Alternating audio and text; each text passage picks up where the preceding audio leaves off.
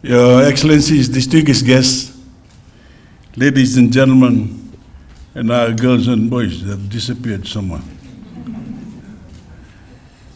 Nisambula Vinaka, and very good morning to you all.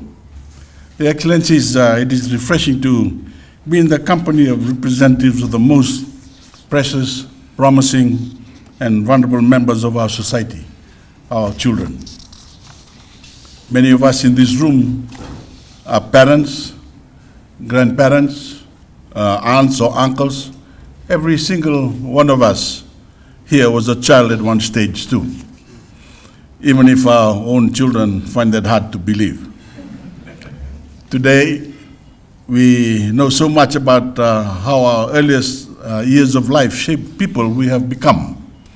Science and medicine have evolved at almost lightning speed, helping experts better understand the miraculous capacity of an infant's mind.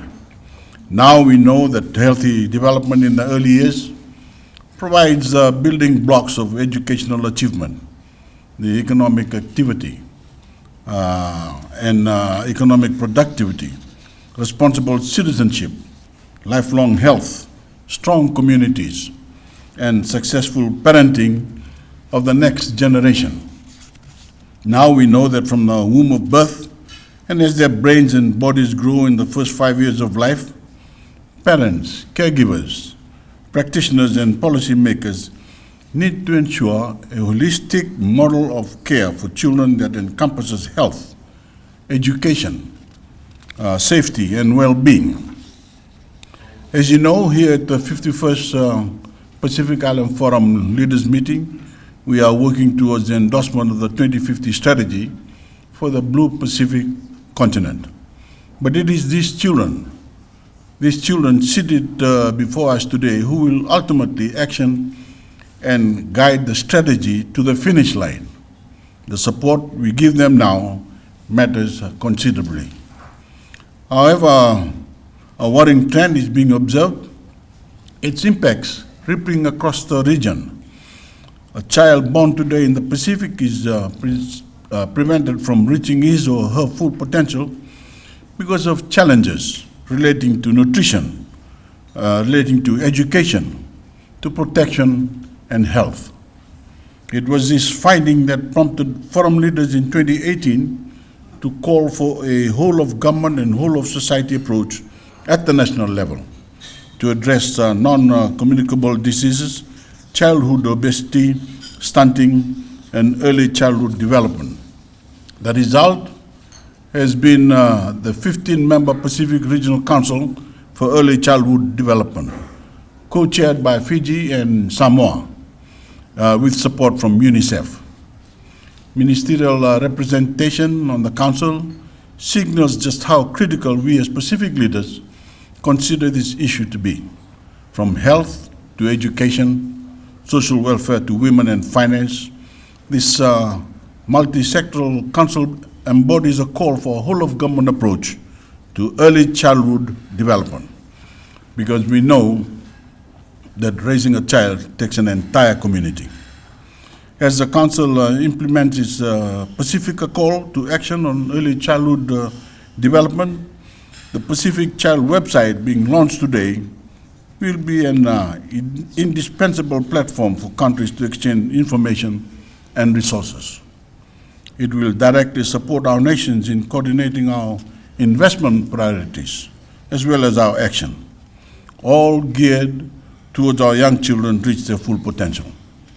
I congratulate the Council and commend the leadership of its 15 member countries on their progress so far. I also want to thank our development partners, UNICEF and the World Bank, and our fellow forum member governments, Australia and New Zealand.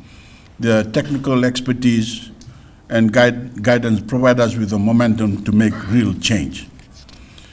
Fiji is currently one of 8 Council members working towards developing our National Early Childhood Development, the ECD policy and action plan.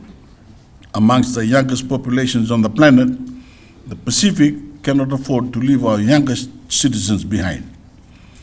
The sad fact is that climate change will be an issue our children inherit, even in the best case scenario of emissions reductions. Their well-being must be central to our resilience, priorities, and resourcing, because their minds must be at the forefront of solving this crisis.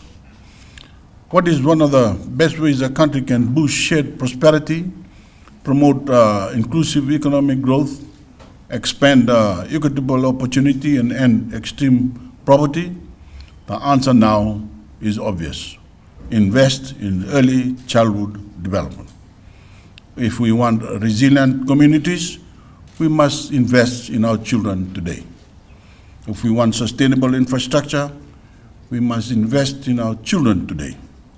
If we want a healthy and productive workforce, we must invest in our children today.